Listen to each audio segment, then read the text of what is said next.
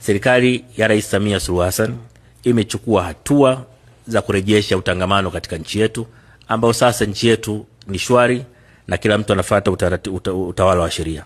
Lakini ni dhamira ya Rais Samia Suluhu Hassan kuhakikisha kwamba tunaanzisha mazungumzo ya maridhiano ili kuhakikisha hata hao wachache wanapata nafasi ya kusikilizwa ili kuwa na taifa lenye amani na umoja na kuendelea kuwa mfano wa utulivu katika Afrika na dunia.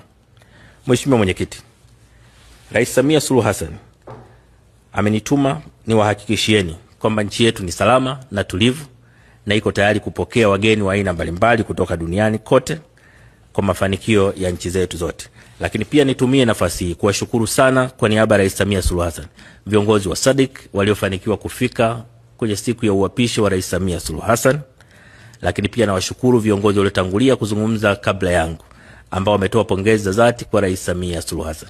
Nataka niwahakikishie kwamba hakuna jitihada ambayo Rais Samia ataiacha katika kuhakikisha Tanzania inapata maendeleo, lakini pia amani ya nchi yetu inaendelezwa.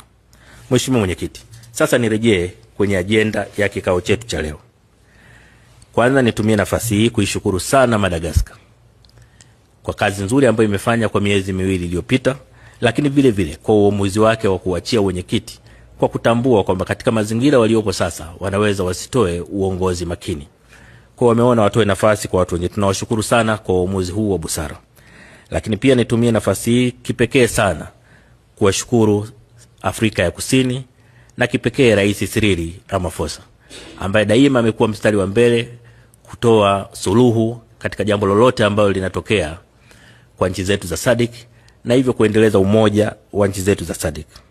Tanzania inaunga mkono mapendekezo yaliyotolewa, lakini pia inatoa wito wa kujifunza kutokana na kilichotokea sasa ili tuwe na utaratibu ulio wazi katika kanuni zetu ambao jambo lolote likitokea basi tunaweza kwa kutumia kanuni zetu kupata suluhu mara moja ya jambo hilo, na hasa kwenye eneo la utatu au troika ambao ni muhimu sana katika usalama wa nchi zetu za SADC.